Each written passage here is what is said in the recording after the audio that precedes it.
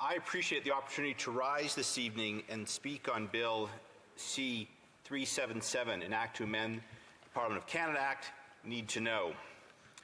And I thank the member from Bruce Grey, Owen Sound, for championing this important bill to rectify an oversight that hinders the work that we do here in the House of Commons and over in the other place.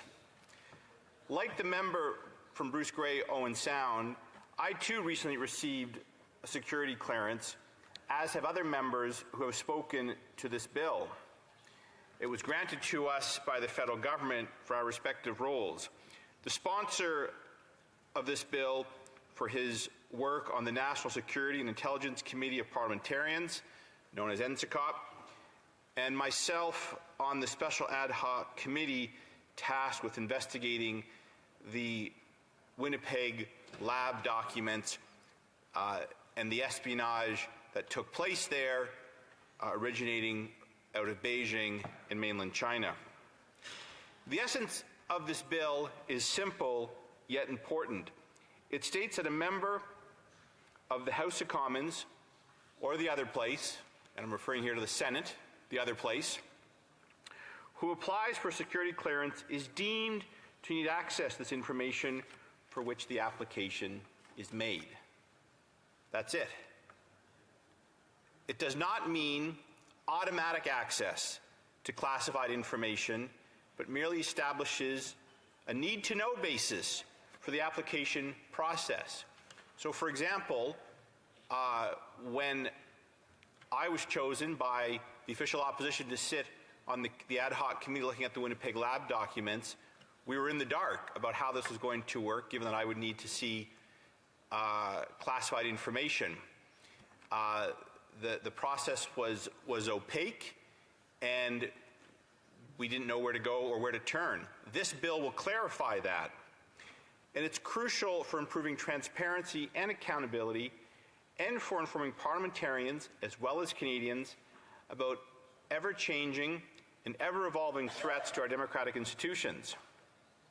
The prevailing government policy operates, and this is long-standing, although I have to say, listening to the Liberal Deputy House Leader who just spoke, turning it into a political football, accusing members that support this bill of bad faith, and the Liberals of championing a system. A system, basically, the approach of the Liberals is to treat parliamentarians like mushrooms. Feed them a load of bull and keep them in the dark. That is their approach when it comes to national security issues. Well, on this side of the House, and I hope others as well, we think parliamentarians have a responsibility to oversee the executive, and at times that does mean accessing classified information. This policy is problematic. The Government of Canada's current policy is problematic because it undermines the ability of parliamentarians to perform our essential government oversight function effectively. And recent testimony at the Standing Committee on Procedure and House Affairs highlights the need for this bill. Vincent Rigby, former National Security and Intelligence Advisor, emphasized increasing transparency by producing annual public threat assessments, responding to NSICOP reports, publishing intelligence priorities, and sharing more intelligence with members of Parliament is important. Wesley Wark, a national security expert, stressed that Canadians lack awareness about national security, which could be improved through public hearings. Now, before the Liberals get all alarmed that secrets will spill out, I sit on another committee. I chair the Public Accounts Committee. Through hard work and diligent work with all members of that committee, this committee was the first committee of Western countries to legally receive the vaccine contracts from the pandemic. We kept those documents secret, we reviewed them in camera, and the committee is set to table its report, and will do so in a way that respects those confidentiality agreements, and nothing has been leaked. Now, this didn't require a classified information, but it did require to going through a number of hoops the government first resisted, although by working together, I think we show that these committees can do their work and keep classified information confidential. In this case, it was not so much national security, but it was commercial interests that the government, as well as vaccine producers, were looking to protect. But we wanted to, as they say, trust but verify. So we reviewed these documents. And the aim of this bill is to bridge the gap between the need for security and national security and the imperative of parliamentary oversight.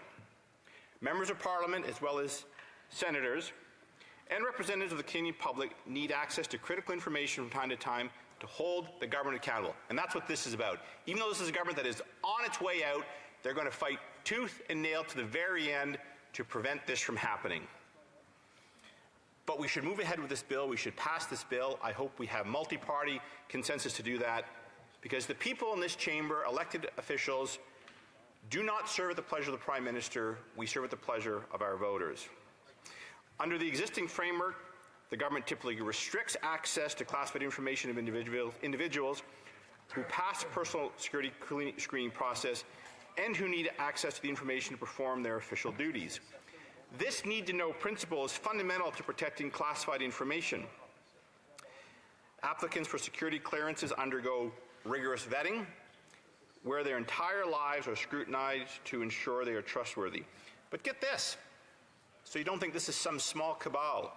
From 2016 to 2023, nearly 250,000 security clearance applications were processed by the Government of Canada.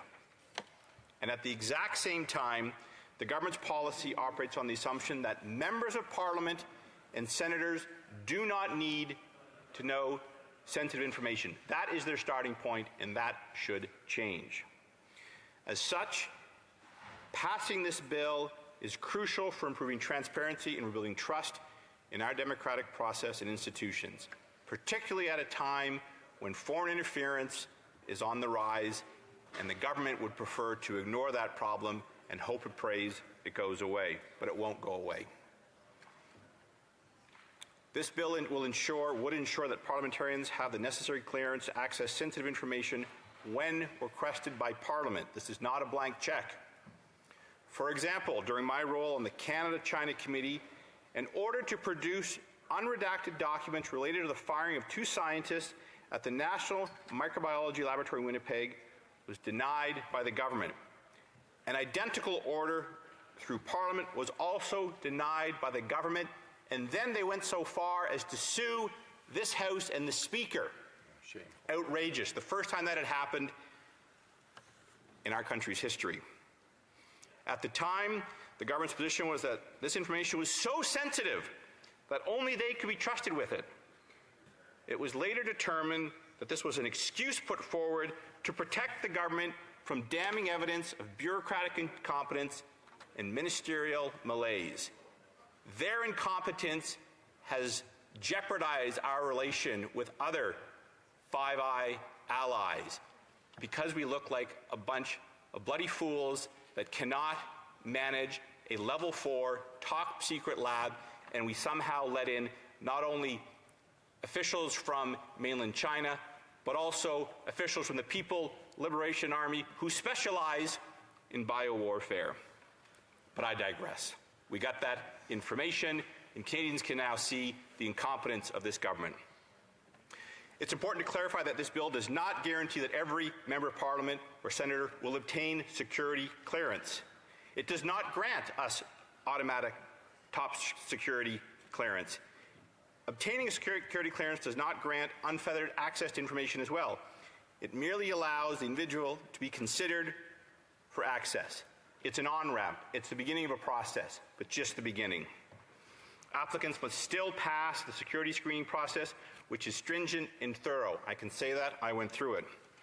The bill merely facilitates the application process, ensuring that parliamentarians who need to access that classified information for their duties can apply for clearance.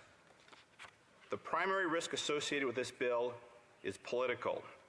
If a member's application is denied, the reason for denial will remain private and are not disclosed, maintaining individual privacy and security for members of Parliament. So, Madam Speaker, in conclusion, this bill aligns with the unanimous recommendation of PROC to facilitate security clearance for parliamentarians who are not members of the Privy Council, ensuring they are adequately briefed on important national security matters. Ultimately, this bill will help parliamentarians. I hope it will pass. Thank you.